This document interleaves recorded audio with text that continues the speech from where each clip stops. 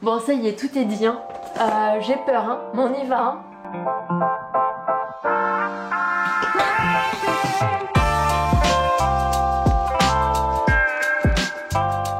Salut YouTube, bon ça fait un moment et à chaque fois que je viens dans le coin je dis que c'est pour de bon et puis au final je mets 6 mois, 1 an à reposter une vidéo.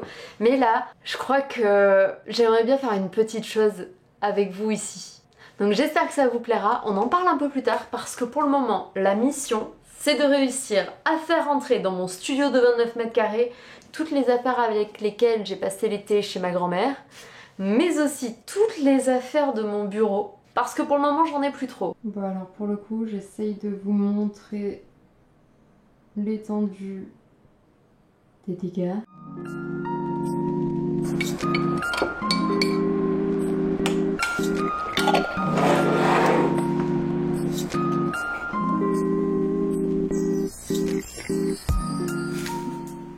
Bon alors, entre vendredi et aujourd'hui lundi, il s'est passé le week-end où j'ai super bien mangé, vous pouvez retrouver toutes mes bonnes adresses sur Instagram. Mais j'ai aussi vachement couru car je suis en prépa marathon. Mais je suis aussi allée chercher cette petite bête d'amour, Horace. Bref, on va commencer à passer aux choses sérieuses, je m'attaque à mon bureau et à comment l'organiser. Parce que pour en gros, vous expliquer, mon appartement fait 29 mètres carrés, c'est une pièce principale, un studio, avec une salle de bain, une jolie terrasse. Et je l'ai coupé en deux, avec une partie chambre, télé et tout, et une partie normalement salle à manger, cuisine, mais qui va provisoirement accueillir mon bureau. Donc nous allons l'organiser ensemble. Avant que je vous parle du truc trop cool.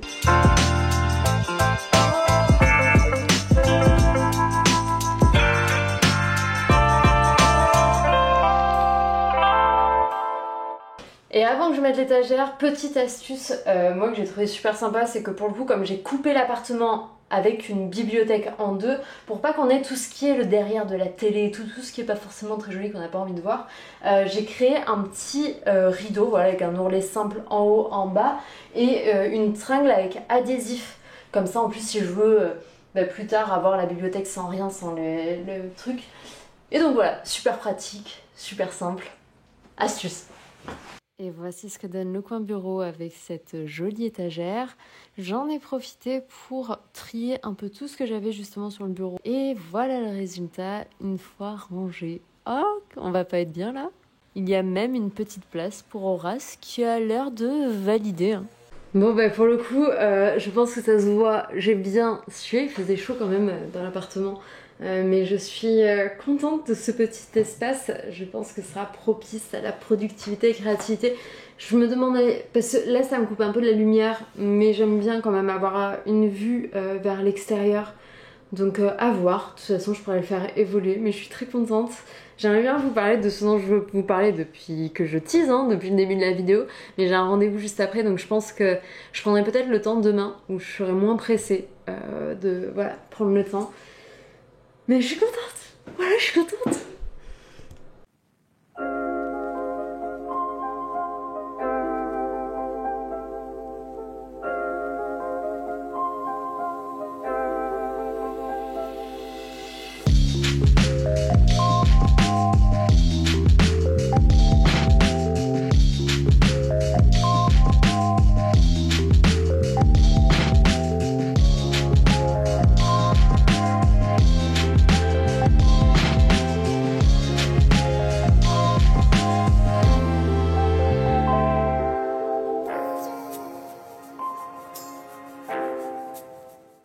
Bon, je crois qu'on est pas mal.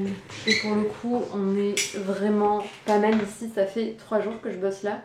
Trop bien. Franchement, trop bien. Je suis très contente. Mais si j'arrêtais de tourner autour du pot et que je me posais pour vous raconter un peu ce que j'ai à vous raconter.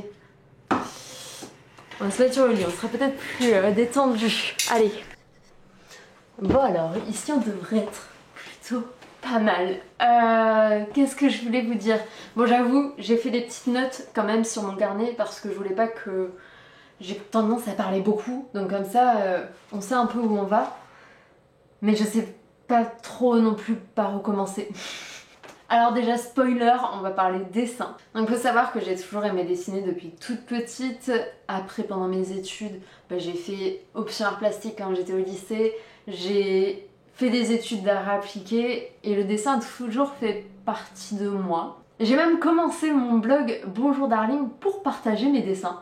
Mais au final, prise par la vague Bonjour Darling, je me suis lancée dans la création de contenu, chose que j'adore parce que j'arrive à mettre de la créativité dans mon contenu et franchement je n'arrêterai pas car je m'éclate. Et j'avoue réussir à mettre de temps en temps un peu de dessin, j'ai même ouvert ma boutique en ligne il y a 2-3 ans. Mais un peu comme tout, je l'ai assez vite lâché parce que je sais pas. Je sais pas si c'est un syndrome de l'imposteur, parce que je me dis souvent que je dessine bien, mais il y a plein de gens qui savent bien dessiner. Et plus récemment, ce que je me dis, c'est que j'ai 33 ans et que depuis 5 ans, je dessine très peu et que j'ai perdu beaucoup de temps et j'ai l'impression que je pourrais pas rattraper ce temps perdu.